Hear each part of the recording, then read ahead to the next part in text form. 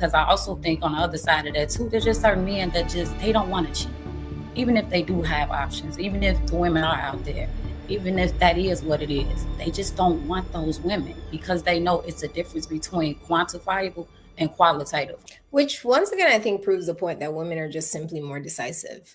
But I'm gonna say this, like, I do think it's interesting that we're now saying women have all these options.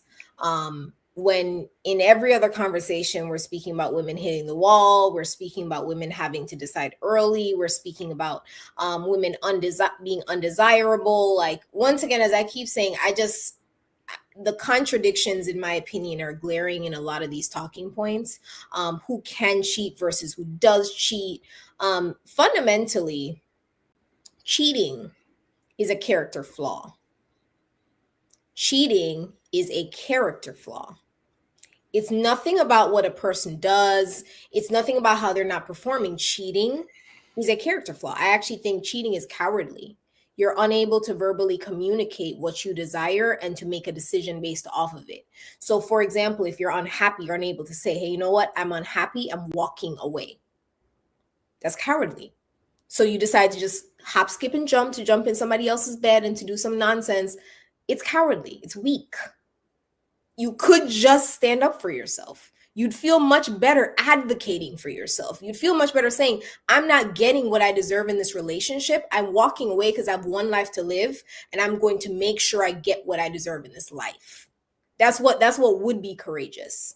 But we're sitting here trying to talk who cheats more and when this and we're going to do that. Period. No, all this nonsense. No, truly, you cheat because you're a coward. You're weak, right? Like that, and that's all that it is. But go ahead. No, yeah, real quick. So I agree with you that it was coward. It was coward because, like, as an older man, I would tell a younger man, like, bro, just tell her the truth. Just say it. But the part where I disagreed, because the way you framing it was that it was because you weren't. Well, it might be for another conversation, but it's not because you're not getting enough or something wrong. Where it literally had zero to do with her at all, ever, to keep it asleep for the most part. So to Willie's point about how men are just wired differently, it literally was like just going to the grocery store, or my homie had a 2-man and he called me and I just felt like I owed him one, so fucking I'm gonna come outside. That's how a lot of niggas get. So I think that goes back to on the 2-man, yeah, the 2-man. Well, hold on, that goes back to the point when I said, you know how many times I've heard that story before? Hold on, y'all. Hold on. Still talking, Willie. Like somebody got called for a 2-man. That is crazy. That is a character flaw. Like that goes back to my point when I'm saying it is a character flaw. So yes, I expounded in a different way, but the fact of the matter is that it is still a character flaw. What you and M. White and what you and Mont are speaking to, these are character flaws. This is not natural. These are ways that y'all are socialized to disregard commitments. Why a lot of those same men who will talk about cheating this way, y'all can't hold a job. Y'all can't hold a job. Y'all cannot show up on time to work. Y'all keep getting fired. You got 11, 12, 13, 14 jobs. And that's why a lot of people become podcasters. Like, it's when we're sitting here, like, these same character flaws, they exist in other sectors of life. Your credit's bad, right? You eat garbage most of the time. Like, oftentimes these character flaws, lack of discipline, exist in other sectors of life as well. And that's why I'm saying it is a flaw. Like, if you lack discipline, if you lack commitment, oftentimes it's not just showing up in one area. It's going to show up somewhere else where you're going to be an addict of some sort, whatever that may look like. It is going to show up. I'm not saying all. I'm not going to say you're all across going to be a POS. No, it is going to show up somewhere else that you have a character flaw. All right. So I truly disagree with the premise of why women cheat. Former scumbag, by the way, so I can tell you for sure, women cheat for sex plenty of times, right? And for anything. We can't just say that women are gonna be selective about who they cheat with. A lot of times it's that 20%. That 20% is all it takes. If a dude knew how to beat you in the head, that dude could have all the bread. He could be doing everything right except for one thing. Maybe he got a flaccid homeboy, well, guess what? You're gonna get cheated on. Whether she's bored with you for whatever reason, you get cheated on. I know plenty of dudes who only deal with married women. Why? Because the barrier to entry is extremely low. There's very little that they have to do. All they have to do is the one thing that the other guy is not doing, and the women will give him access. So I think we're pushing out a pretty bad narrative by not recognizing, and we're frankly giving women too much credit for what it is that they are capable of and what they'll do. Because I've seen the other side. I know the darker side of women, and I have a lot of women friends who have no vested interest in keeping things from me. So nah, y'all can't get that off. We know, a lot of us know, right? The people who do it, they know that women will be out here just like dudes will sometimes. So it doesn't take much at all. So my take on this is that I feel like a relationship is a responsibility, period.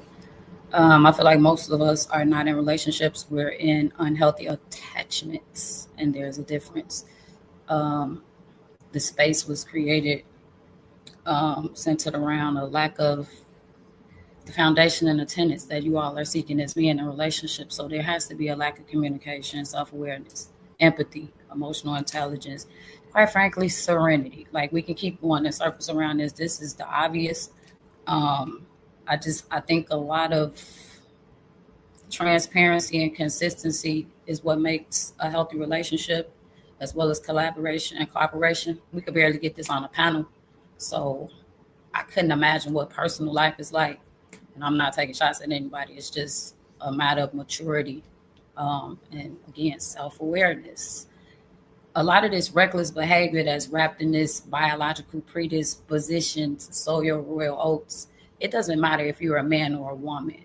You have to learn how to control yourself and be disciplined. And you have to not just say this, oh, we're gonna vet.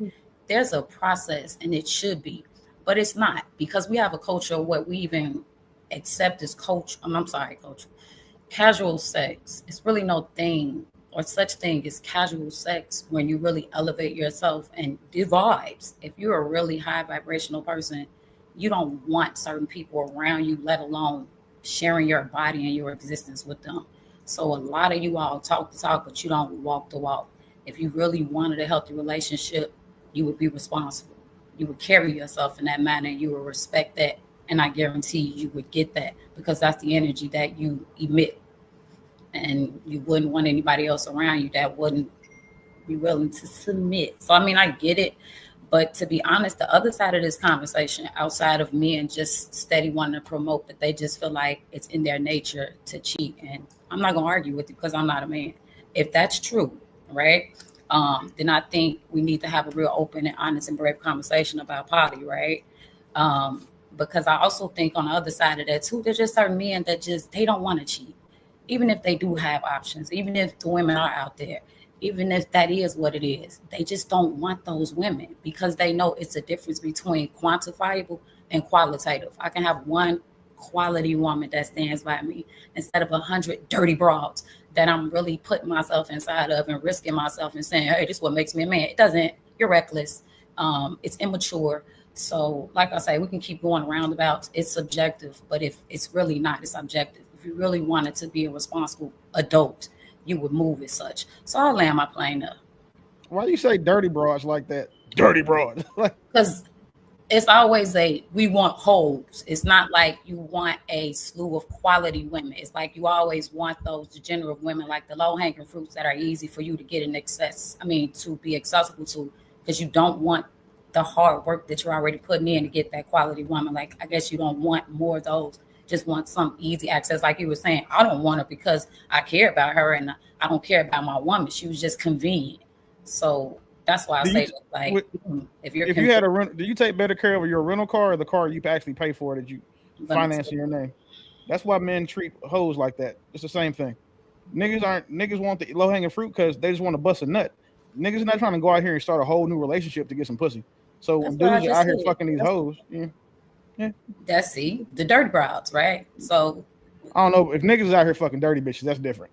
That's so nasty. I guess we seeing dirty as I'm thinking about dirty like your coochie's right? dirty. You The burn ones that somebody. you refer to as convenient. We'll just say that the low hanging fruits. I'll just low hanging fruits.